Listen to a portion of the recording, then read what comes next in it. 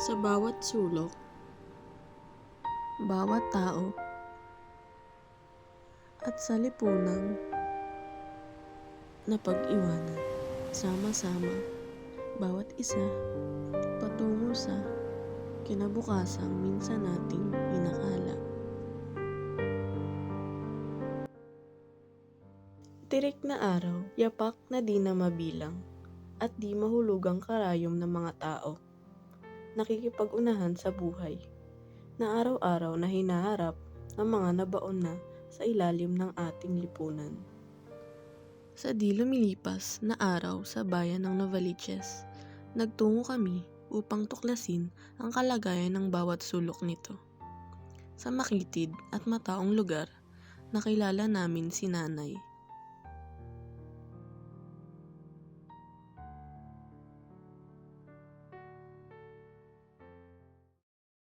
Parati ako nandito. Maski bakyo, maski baa. Dito ako lagi para kumita ako, para may panggastos kami. Sa pag-aral ng ako ko, at saka pagkain sa araw-araw. May binabayaran na ilaw tubig. Pagkain pa, ulam, mga gulay. Si nanay, diyan lang lagi naglilimos dito. Ngayon, ako naman po, pag may kunti ako natatabing kanin, binibigyan ko siya. Namamasukan ako kasambay ng araw. Eh ngayon, baluktot na yung katawan ko, hindi na pwede.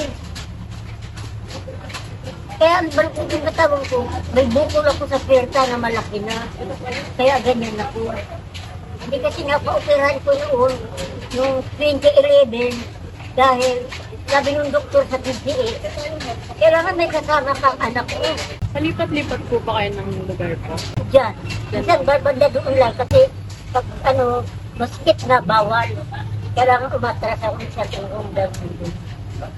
Ayoko nung malayo kasi nahirapan ako dahil paglakad ko, hirap na nga ako.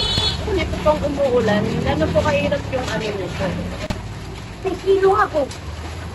At yung ano ko na, daradarahan ko, tinatakpan ko na para hindi mabasa. Para kayo ko na nga dahil maraming tao nagsasabi sa akin. Sinasabi ko sa aking anak yan.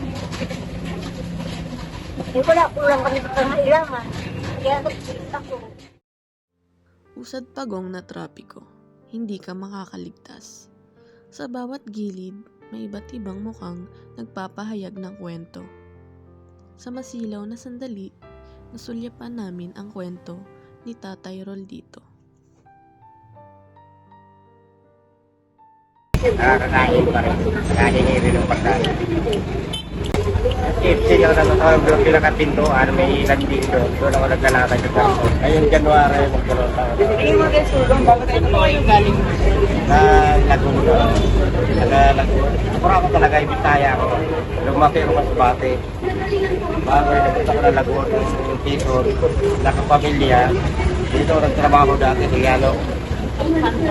Dito sa Barangaliano, dito sa Labay, nakatira ko po silang kapatid na trabaho dito.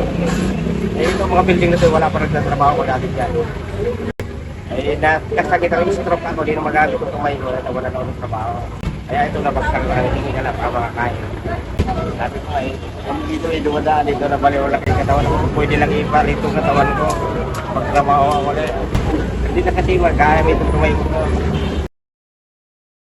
Madulas at magaspangin na daan, kung saan matatagpuan ang naging munting silungan ni Nanay Josie. Bago pa lang ako dito na ganito, kasalanan hindi na ako makatrabaho. Kasi ako, naglitigar, nagturo ng martial art.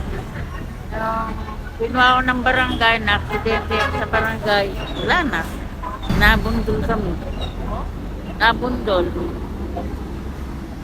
Wala, hindi na ako makatrabaho.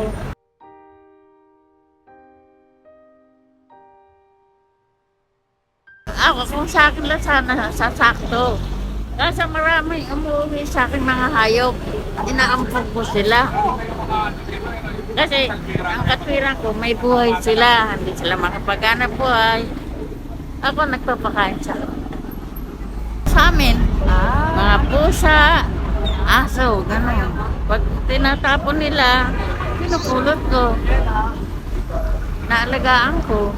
Wala nga nakakaalam sa amin eh.